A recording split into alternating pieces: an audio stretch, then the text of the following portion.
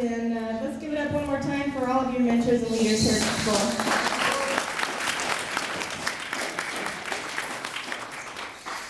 All right, and thank you for having us. We drove in from Arizona the night before last to spend a few days out here in Cali.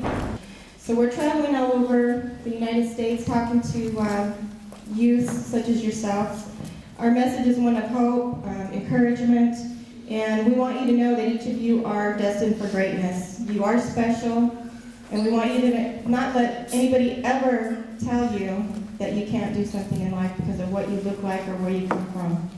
And I like to bring balloons, but I didn't get a chance this time. But just think a little bit about what balloons look like. It comes in different shapes, different sizes, different colors. Some are fancy, some are plain. Some rise and some fall. And why is that? Does anybody know why some balloons rise and some balloons fall down?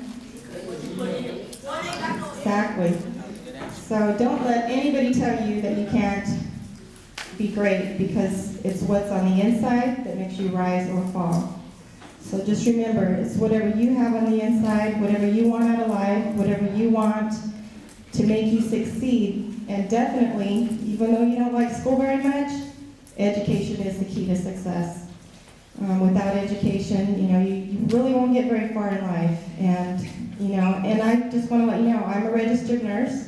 I didn't go to college right after high school. I kind of went out and did my own thing, got into some trouble. But I did go back. I went back after I had 4 children, but that was the best thing I ever did in my life. And saved my life. I could be homeless or in different places because of the things, because of the way my life was.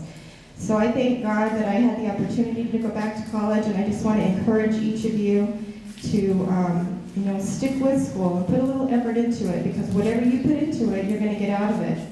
In high school, I didn't get very good grades. I hated math and science. But when I went to college, I really, really wanted it, and I got straight A's.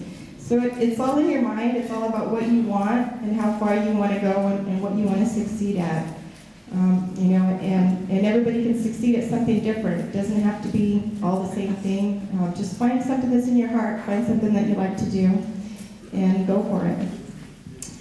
With that, I want to tell you a little bit about my husband. He grew up in one of the worst ghettos of Detroit, Michigan. By the time he was 9 years old, he'd seen several murders. When he was 9, he watched his grandfather murder his stepfather and kill him right in front of him. So his real father wasn't in his life. His real father was a minister and an author. He has 66 books around the world. 12 children. Didn't do anything for any of them. He lived his life for himself. So he didn't have his real father in his life. His grandfather, who was in his life, killed his stepfather. So 3 men that should be in his life and should be his mentors and his leaders, he didn't have. All he had was his mother. His mom was everything to him. But at that age, 9 or 10, they moved into an area that was really gang infested, and of course, the east side of Detroit is really, one of the worst ghettos in the world. So he, one day, at 10 years old, got robbed of his jacket in the middle of winter, and went back to the neighborhood. And 10 years old, he just went back to the neighborhood and talked to the boys that were hanging out. And they were probably 13, 14, 15, 16. But they were gang members, and he happened to tell them what happened. And they said, well, we'll help you go get your coat back. We know who took it. And so he went, and they found the boy. And these guys handed him a big .45 gun and said, okay, now you got a pistol with him, and we'll get your coat back. So he did, and he got his coat back, and that was the beginning of his gang life. He was a gangbanger. He was a drug dealer. By the age of 18, he was a millionaire from selling drugs. Sold anything you can imagine. It was, back in the 80s when crack cocaine was first introduced, so it was a big thing back then. Many things happened back in the 80s that will never happen again, and Rob lived through that. He was in and out of juvenile from age 10 on. He served some time in prison as an adult until he decided to change his life, and that he did. And he's blessed to be here to tell you about his life. because most of his friends are dead or doing life in prison. So with that, you guys please give him a warm welcome. My husband, best friend, partner, author, Mr. Robert D. Boyd. I want to thank Terrence Stone, Young Visionary, and everyone here at Bob Murphy for having me and my wife here. And also I want to thank God first for giving me a second chance and sparing my life. I used to be in a place just like this when I was young. I started going to juvenile detention center when I was 10 years old, getting in trouble, you know. There's nothing worse in life than have an angry kid on the streets, you know, no matter what state you're in. An angry kid is a vicious kid, and an angry kid is a child that runs rapidly and negativity run rapidly through that individual's blood and heart.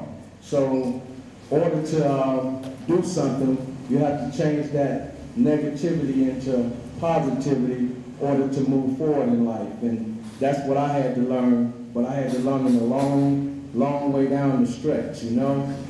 My wife gave you a little bit of background about me. When I was 9 years old and, you know, in front of me and my mother. So that led my life into another dimension, you know. And by the time I was 10 years old, I started running with gangs, and I started hustling heroin and weed, pills, you name it. We were selling it. So I went to school, but I went out the back door and right back on the block, you know. My mother raised me. We had no, you know, male figure around the house. None of that. But as time went on, I got involved with a bigger situation. From 1984 to 1993, I ran with a gang called the Cliff Jones Gang. And we was a hitman for hire crew. We was one of the most vicious crews in the 80s in the state of Michigan. A lot of my homeboys doing life bits, a lot of them dead, and a lot of them I still keep in touch with. That's doing life bits, you know? We still communicate with each other because they see I made a change in my life, and also they made a change in their life on the inside of the walls. And they talk to youngsters like you all that go up in the walls that have an out date, because they don't have an out date, you know? They let you know that you have to change, once again, that negative thinking, that negative vibe. And you have to turn it into something positive, because it's something always happening negative in our neighborhood. It's something always happening negative in our household. But I've seen a lot of kids, even though I was doing a lot of negative things in my neighborhood, they wanted to do something in life, you know? And in my era of time, we didn't have to beat nobody up to join our gang. You know what I'm saying? If you didn't want to be part of what we was doing, and you chose to do something right, we gave you money and sent you to school, you know? See, that was the big difference in the era of the 80s and the 70s and early 90s, you know? What I see now with gangs in this era, everybody got to get beat half to death to be everybody's friend, you know what I'm saying? And after you get beat half to death to be everybody's friend, guess what? The same people that beat you half to death to get in their clique, they write in the feds and the DEA office telling on you, you know what I'm saying? So, the game done got all the way twisted now. You know, it's no such thing as I'm thugged out, because your homeboys definitely finna tell on you when they say you're on your way up the way for 6 months or 30 days. You know what I mean? In our time, cats was getting 10, 20 years and not even talking, taking that and walking, you feel me? But it ain't like that in this time today. Cats telling right away. You know, you don't even have to give them no deal. They gonna tell you, hold on. The dope is at grandmama's house. I can take you over there right now. So education is the key to any type of success, and once again, I had to learn that myself, you know? When you get educated, no one can take education from you, but they can take drugs from you, they can take the cars from you, they can take the fancy lifestyle from you, and then they got another place for you called a penitentiary, you know? So once you get in the penitentiary gates, it ain't all peaches and cream, you know what I'm saying? Because once again, you got cats doing life bits, they care nothing about you. You know, they care nothing about killing you, they care nothing about taking your manhood, they care nothing about taking your womanhood, you know? So when you come to a school like this to give you a second chance, please believe it. Take advantage of that because God is giving you a second chance, you know? And when he gives you a second chance, you got to take that and run with it and bless someone else, you know? Because there's always somebody else got it worse than you got it off, you know? And I'll tell you another little story. My oldest son, I had my first son when I was 15 years old. I used to take him to gang meetings with me. I used to take him on drug deals with me. That's all I knew. But down the stretch, my son turned out wanting to be just like I was. And in the end, he caught a murder case when he was 17 years old. He spent 15 years of his life behind the walls. He just come home. He was 31 years old. He get off parole 2012 in May. So just to let you know, your children, they look at what you do. They look at what you take them around. If you're doing negativity, they want to be just like daddy. They want to be just like mama. So it's very rare that you get a child in a household that is so much negativity in the household that that child really wants to go out and do something right. You know, but that do happen. But negativity breeds negativity. And we must cut that ball and chain of want to be thugged out, want to be this big drug dealer, want to be hard. You know what I mean? Because the hardest of the hardest, I done seen when I was in the prison system, break down. So don't get it twisted because you can pick up a gun, you can go shoot the next man. That's nothing. Anybody can do that. But now you got something else to deal with behind the walls. You know what I mean? And guess what? The guns stop right at the bubble, as we call it. That stopped right at the bubble. And don't think you finna come in the joint talking about give me a shank, because guess what? Nobody even know who you is. So you ain't finna get that right off. You know what I mean? So you're getting preyed upon, you know? So education, I impose that heavy out here nowadays. Because I wasn't the guy who went to school. I wasn't the guy who thought about education at the time of my life. You know, I thought about two things. That was hustling and getting money. You know what I mean? I never drank, I never got high, I never smoked cigarettes. I was strictly about money. You know what I mean? So it's a lot of guys that I grew up with. They was all about drinking, wanting to go to clubs.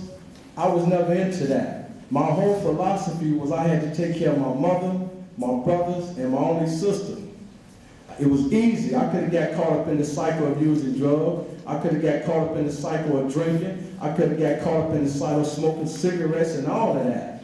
But I never, ever did that. You know, I was taught by guys who didn't do that. My mother didn't drink. My mother didn't smoke. My brothers don't smoke. My brothers don't drink. My only sister, none of us. There's 5 of us. I'm the oldest. None of us have never drank, smoked, any of that. You know what I mean? So it's about choice in life. And it's your choice whether you want to do something or whether you want to have nothing. And it's best to have something, and it's best to get educated to have something. Because without that, man, you go nowhere in life, you know? So let me see the hands of the people that want to stay educated and want something out of life. Let me see your hands. Now give yourself a round of applause.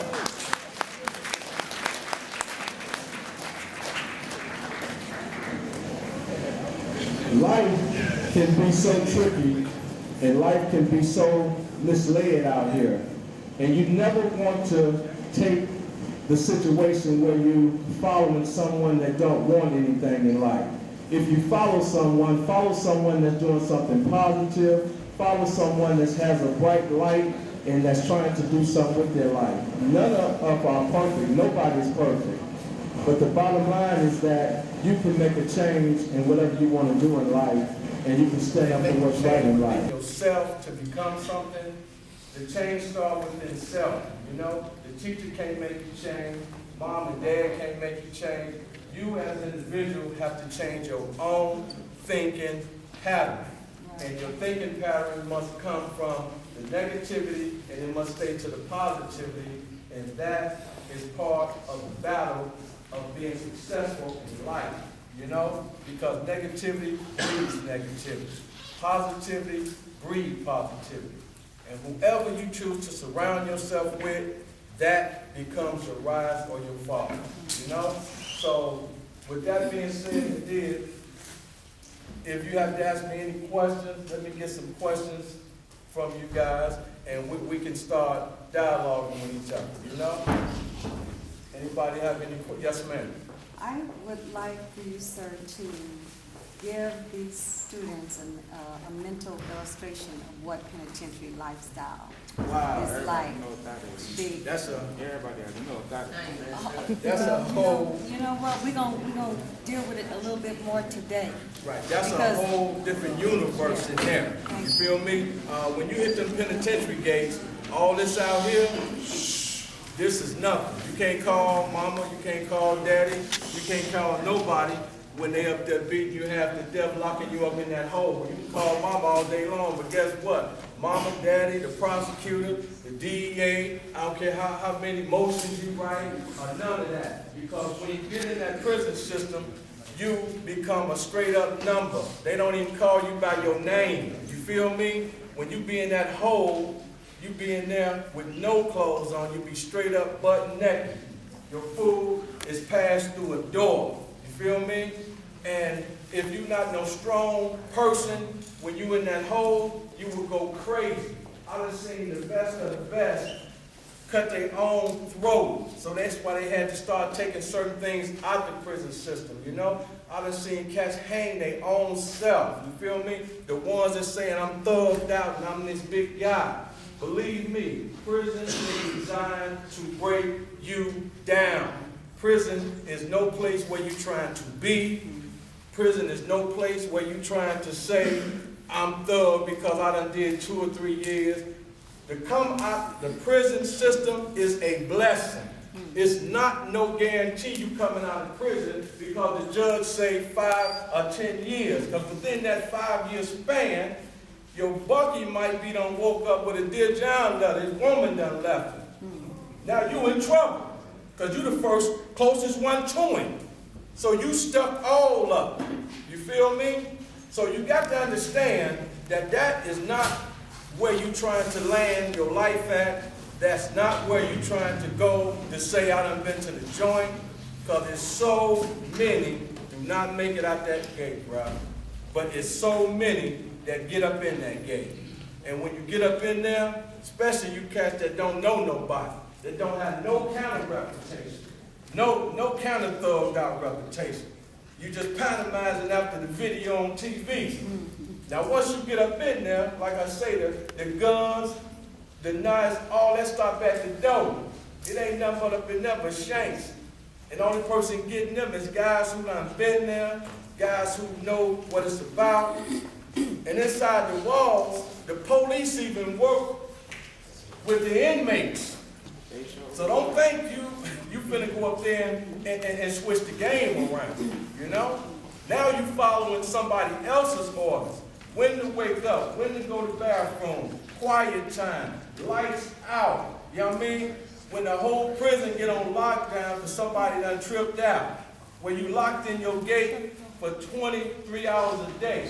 And then you got some cats locked in there for 24 hours a day that never come out for recreation. So don't get it twisted that you finna go up there and change something. That is a world within its own self, bruh. You know what I mean? It's more dope go through the prison system, just like out here in the streets. You can get heroin, you can get weed, you can get coke, you can get pills. You know what I mean? I done seen cats that have 4 or 5 pounds of weed in their cell. 2-3 ounces. Guess what? Because they're working with the police. That is just an inside world within its own self. The only thing ain't up there is women. But you got the fags up there with the Kool-Aid jumping around, you know what I mean, when you playing football and basketball. That's the only thing running through there. You feel me? Now if you switch over and want to be that, then that's on you. You feel me? But don't think you finna go up there and change the game. The game will change you, bruh. Believe that. The game will change you in them walls. Yes, ma'am. I just wanted to know also, how does it affect an individual emotionally, spiritually, and mentally? You know, The prison system, like I just said, it's designed to break you down. is not designed to make you spiritual. It's not designed to uplift you. It's not designed to do nothing but one thing: keep you miserable. Now, it's up to you as an individual to have your own spirituality. You feel me? And spirituality is something that's taught. And it should be taught from day one to a youngster. Because spirituality is what keeps you going in life. Believing in the higher power is what keeps all us going if we believe in the Father, you know? But once again, it's so many guys that come to the prison system, they thugged out here. But when they get up there, a lot of them kill themselves because they cannot cope with living inside them walls. So what I'm trying to tell y'all is you have a chance to do something with your life. Because going in the city, bruh, it is not a good look. Because there's so many go in, and like I said, they don't come out. You know? And I'm quite sure it's individuals in here that done had people go to prison, and that got probably family members in prison. You know? And if you speak to them family members in them gates, I guarantee you, if they keep it 100 with you, they're going to tell you, this definitely ain't where you're trying to come to. But once they put you in that hole, breast cats that stay in the hole 1 year, 2 years, it's no limitation where you can go in there and they just give you 2 weeks. It depends on what kind of recommend you done got. It depends on what kind of ticket you done got wrote up on. You feel me? Like I said, it's cats that go in there and go crazy, man. Next thing you know, they shooting Thors in. You dig? But they went in as a regular guy or a regular young lady. That whole program is a breakdown system. Where you at right now is an uplifting system. See, education is uplifting, but the prison system is a down road spiral, you know? And I don't know if you all know it or not, but they got private sectors where you can build your own prison. And the government will fill it up within 1 hour. 1 hour, they fill your whole joint up. You know what I mean? And it's a business now. It ain't like you go to prison, I'm finna eat 3 meals a day, I'm finna sit back, I'm gonna pump all this weight up, and I'm good, I'm on the yard, I'm running. Nowadays, you do not do all that, because some prisons, they took the weights out of. So it's no weightlifting. You know what I'm saying? Some prisons, you can't even walk on the yard no more and walk around the track like you used to and kick it with your homeboy or whatever, you know? Some prisons now, you have to pay to be in prison. Now tell me how tripped out that is. I done did a crime, you locking me up, but now I gotta pay you to stay locked up. You feel me? You go in the hole, brother. You feel me? In certain penitentiaries, you make $1 a day. That means you make $7 a week, $28 per month. So by the time you buy your hygiene and all that, you back at square one. Square one. And don't be no guy who smokes cigarettes or drink coffee. You in trouble, man. You in trouble. And guess why you in trouble? Because everybody in the joint front of the store too, because guess what? You smoke too many cigarettes, you can't even afford to smoke. You drinking too much coffee, you can't even afford to drink the coffee. So every day somebody at your cell ready to kill you because you owe everybody. Money and cigarettes and coffee. And it's paper money that runs through the joint too. But coffee and cigarettes is the most powerful thing that runs through any prison in America, in any state. Cigarettes and coffee, if you got that, you the man. You feel me? And it's cats that got all the dope you need in there. They got real cocaine, they got real heroin, they got real weed, and real pills. And it's all run by the inmates and the guards. That's a controlled society, bruh. That's why education and where y'all at today with this second chance, you better take advantage of it. Because if you don't take advantage of this, I don't care how tough you think you is. I don't care what clique you say you rolling with. You better believe, boy, when you hit that gate, that's a whole nother universe. You can be big as Arnold Schwarzenegger. They don't care. Because they got things that'll break you all the way down to your knees, homie. Period. So it's about trying to educate and brighten the thing up out here. You feel me? Because we all make mistakes. I made them. And it almost cost me my life. But I'm here standing before you by the grace of God, bro. Because the life I was living was real treacherous, you know? But I had a reputation. You feel me? And if you ain't got a reputation, if you don't know people, it's over with when you hit the game, man. So give yourself a round of applause for where you're at, man. It's like everybody's on Facebook. Sometimes back and forth tripping. But guess what? While you're on Facebook and while you're on the internet, that's the most powerful thing going. Don't you know how many people done got rich by getting them a PayPal account, selling them some socks, some shoes, some drawers, whatever? You feel me? Because that's a global hustle. And it's a legitimate hustle. You feel me? So that's something I want to put on your mind. The internet is the real hustle now. You ain't got to go and check your email. You might have your $1,500 in there for selling some t-shirts and hats or whatever you want to sell. But if you're trying to call yourself trying to be a dope dealer, man, that's the oldest failure in American history, bro. Because the government is the biggest dope dealer in America. They ain't gonna let you get more money than them. Controls you. The government controls me. The government controls everybody in this room and across America. When they want you off the street, they can come in your door. Just say this your door right here. They can come in your house and take you out of there. Right now. You feel me? So it's no such thing about you finna get away with nothing in America no more. You know what I mean? The CIA can come right in your house and kill you, and nothing could be did about that. The CIA, the federal government, the DEA, all these people is designed and put in place. The CIA was bringing the dope over here to my homeboy Freeway Ricky Ross when he was involved in the game in the 80s. He thought he just had to connect. Ronald Reagan and George Bush was in cahoots on that with the Nicaragua scandal. And he just thought he had to connect. They was taking the guns and sending them over to Nicaragua and set him in place as the drug dealer. But when they wanted to be tired of Freeway Ricky Ross, guess what they did? They put him in that other place that they own. And that's the prison system. They own all the prisons across the world. So you can never, ever beat the system. Period. I don't care who you is. The cartel can't beat the system. You can't beat the system. I can't beat the system. Nobody can beat the system, brother. Yes, sir. Can you talk to them about respect? Because earlier you was talking about respect. A lot of them think they have to respect out here, but when they get inside, you're going to have to respect when you get inside, too. You can't do what you want Bruh. and talk crazy when you get inside. I'm glad you made that point.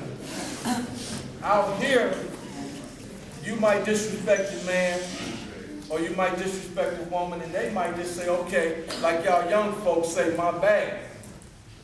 In the penitentiary, they ain't gonna say my bad. What they gonna be doing is putting you in a bag. You feel me? Because in the prison system, respect is a big thing. You feel me? When you in the joint, respect is a big thing. Respect is more than money, more than cigarettes, more than coffee. If you disrespect a man, you gonna die right on the spot, or they gonna set it up when you get ready to go to trial. Somebody gonna put about 50 or 100 holes in you. You know? Doing stuff right there, or whether you're in the yard or coming to the child hall or whatever. So you guys got a chance to life, man. You know what I mean? And you got to respect. You got to respect your mama. You got to respect your elders. Like I said, when we sold dope in the 70s and 80s and early 90s, we respected everybody in the hood. The old ladies didn't have no money. They got money every day. You feel me? Halloween, Thanksgiving, Christmas, all of that. We set up everybody in the neighborhood. People nowadays, they think about self. And self cannot make magic happen. You need a team. You might be the leader of the team, but you need a team to make anything happen. Kobe Bryant, he can't win no championship by himself shooting 100 free throws. He needs the whole team to win a championship, you know? And that's what everybody have to realize. Life is a team effort. Life is not just I. Life is a team effort. And if you're trying to really do something in life, you have to listen to the people who've been there, who's done that, and who God has blessed to teach you something. Because it's all about passing the blessings on. You know what I mean? And cutting this ball and chain or want to be thugged out. Because, like I said, the thug life, the drug life, want to be a gangster, man, that's all the oldest phase of American history, bro. How was you at one time, bro? You did? So when they gave me that 1 to 10 years in the penitentiary, I had to sit back and take a strong look because I could have did from 1 all the way to that 10. If they would have flopped me on parole after that 1 year, I could have walked right up into that 10. You feel me? But God had grace on me because after 1 year, they paroled me out the penitentiary, and that was in 1994. And I haven't been back to that joint since. Because I learned how to educate myself. I learned how to listen to others. I learned how to listen to lifers that didn't have no outlet to come back out here in these streets. And they say, Rob, they said, you got a chance, man. They said, you got a chance to go out there and make a difference and do something, man. You know? But I never dreamed that I would be standing up here talking to young youths or anybody. And I want to thank my wife for that, because my wife the one started talking to me about my lifestyle, and I should go out and speak to others and show others that God is good and what God has brought me from. Because if you don't go out and spread the message and show people what God has brought you from, then they don't know you there. I lived a very private life for a very long time. So I always had to give big up to my wife for being the person who encouraged me to come out and speak to youngsters and encourage youngsters to do the right thing in life, you know? Yes, sir. Walk to the people that don't believe in God. Well, the people that don't believe in God, they will, I'm going to just say it straight like this, they will burn in hell and perish. Bottom line. Because if you ain't believing in God, who are you, the devil? And the devil ain't going to win against God either. So once again, you already done failed at what you thinking and talking about. Period. You talk about your brothers? Well, I got 3 brothers that's doing life in the penitentiary. I made the decision to reach out to my brothers and come to find out at that time 4 of my brothers was in the prison system. And one of them just came home in May. He did 17 years in the prison system. He did, and that was my brother Sidney. But tragedy struck October the 30th of this year. My brother got caught up in a drive-by shooting and got killed. They shot him through his chest. But I'm going to touch up on that. That was stemmed from a domestic violence case. His mother got 6 other kids by another man. So my brother, his brother, had got into a domestic violence dispute with his baby's mother. They stabbed each other up. Baby's mama ended up dying. His brother ended up getting 30 years just a few months ago for the case. But we thought justice was dead. But little did we know, her brothers, the girl who died brothers, was on a revenge tip. My brother just happened to be over to his mother's house visiting. They rode around the corner in a drive-by shooting and shot him through the chest. He died instantly right in front of his mother's home. So right then and there, I'm just meeting my brother in September for the very first time. You know, he was 38 years old. So we had just met for the very first time in our life. And that right there took everything I had to not to resort back to the life I came from. Because if I would have resorted back to the life I came from, then I wouldn't be doing God's work. cats from the penitentiary, cats from the streets that started calling me, because me and my brother got 2 different last names. They started calling me saying, I heard about your brother, Rob, what you want to do. I could have easily put the word out and smashed their whole family with one phone call. But once again, my beautiful wife talked to me. I had to change my whole mentality back to who I am now. Because it was so easy to go back to that other guy. But if I'd have went back to that other guy, I'd have been just as bad as off as the man who killed my brother. You feel me? So we have to understand, once again, when God gives us that second chance, we cannot turn our back on it.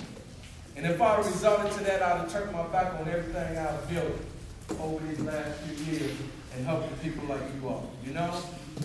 So what I did, I called all my homeboys and shot them letters in the prison system in Detroit. I called for nonviolence through the whole penitentiaries in Detroit, Michigan, and on the streets of Detroit.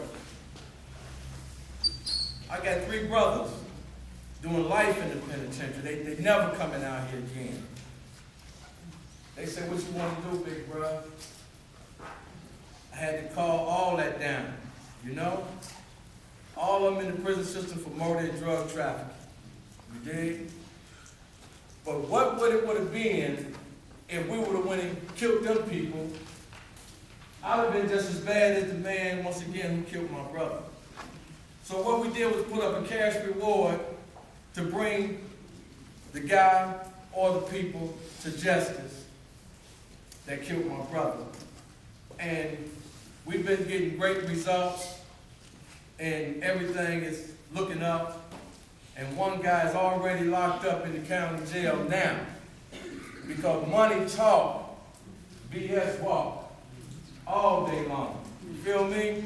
So I didn't have to go out and do nothing wrong. Because when he killed my brother, he killed himself. You feel me? Because now he has to face his justice, and he has to face his maker. You know what I mean? But I'm not finna sit up here and tell you everybody's feeling like I'm feeling. You know what I'm saying? Because you got to realize, once again, I got 3 brothers that's doing life in the penitentiary. So everybody's not feeling like I feel with certain things. But I can put it out there for the nonviolence. But once again, when you get in them prison walls, bruh, it's a whole different ball game, ladies and gentlemen. You know? And we have to understand that. What you do out here on the outside to somebody's family, you never know who's on the inside of them walls that don't care about you. Because if you're doing life in the prison system, you don't care about nothing that's moving. Because they can't give you no more time because you're there until you die. If you understand it. So you're not trying to put yourself there. And I thank God once again that I had a chance to meet my brother Sidney. And we look just like our father. You know, it just blew me away to meet him. And I didn't know about him all these years. And we grew up right there in the city of Detroit, not too far from each other. But I had to question my father, like, wow, Pop, why you never let us know about each other? You know what I'm saying? All this came out at the time of my father's passing in March. And it blew me away that I had all these brothers and sisters. And all of them